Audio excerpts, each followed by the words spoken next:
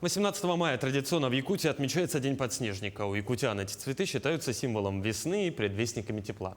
Сегодня в регионе произрастают 5 видов подснежников, среди которых 2 вида имеют статус краснокнижных. Накануне праздника желающие смогли увидеть 4 вида в одном месте, а именно в ботаническом саду Института биологических проблем криолитозоны. Помимо экскурсии, гостям была представлена насыщенная программа, где каждый нашел занятие по душе.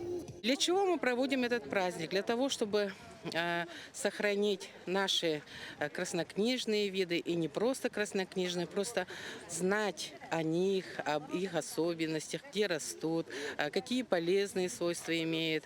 Можно просто даже наслаждаться видом, красотой, фотографироваться, делать изделия. Мы сегодня провели субботник. Благодаря движению первых студентов и школьников мы собрали сегодня и мусор, и конские яблоки для удобрения.